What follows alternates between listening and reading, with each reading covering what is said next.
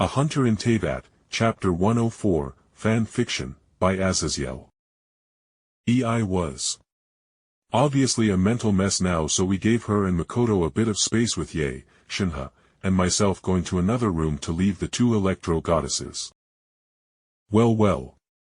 I never have seen little old EI that emotional, Jake. Ye spoke as we entered the room. And Shenhe added with a slow nod. Reminds me of my master's reaction to Ghuizhong coming back. She had to clean a lot of dust out of her eyes due to Guizhong's control over her dust not being that well. I couldn't help a mental chuckle that matched Guizhong's, as I knew that was just Cloud Retainer hiding any small amount of her tears for seeing her old friend and mechanical rival coming back into the fold. Yeah. Wait till she realizes Makoto is going to be in my soul and will be leaving with me, I said with a wry smile. And at that, Ye's face went pallid as she woodenly looked at me.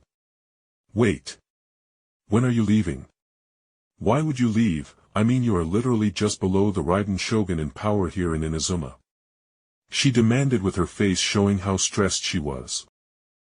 As I knew this was going to be a slight bit of an issue, as EI would obviously not want to lose her sister, so things were going to be a bit weird.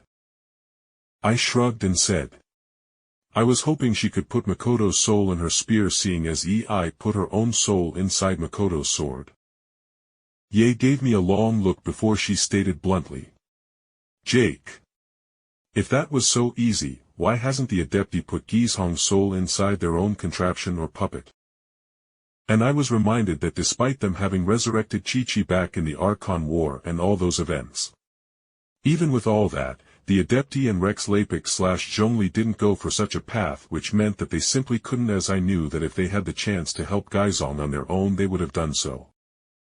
Well, I guess that EI is going to be upset when I inevitably have to go to another country. I held up my hands, and within my hands flowed three elements in electro, anemo, and geo before I closed them.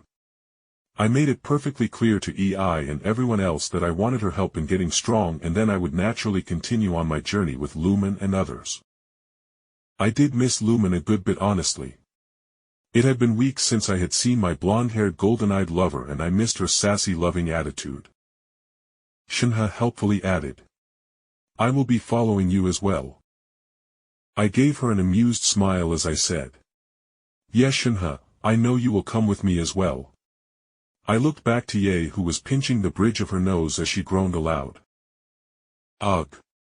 EI is either going to do one of two things. Either A, she is going to just follow you on your merry little adventure and leave me to do all her work. Or B, she is going to force you to stay here so she can keep her sister close at hand. I shrugged and said wryly, Well, it's a good thing I am on good terms with Barbatos and Rex Lapis. She literally cannot keep me on a leash, even though it would be more of an honored guest thing she would have me under. I made sure to make finger quotation marks for the words for the honored guest part, as I knew it was going to be a little weird.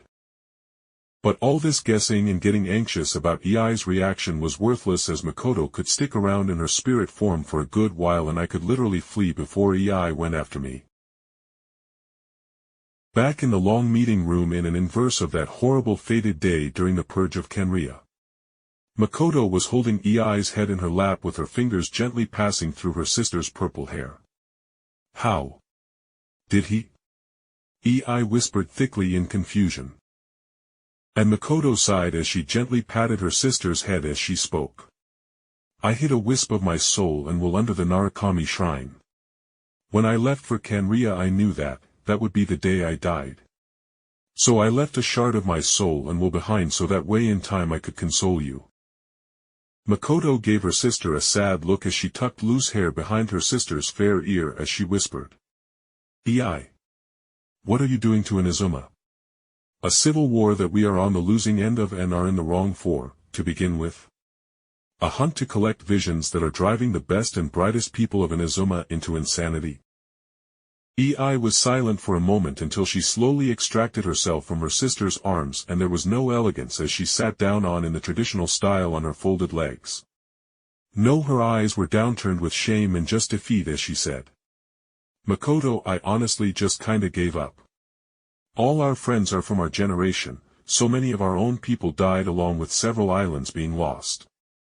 There are only 3 islands in the entire chain of Inazuma that even have people anymore. At Ei's outburst, Makoto exhaled as she nodded slowly as she took in the information. As she didn't know what had happened after she had died.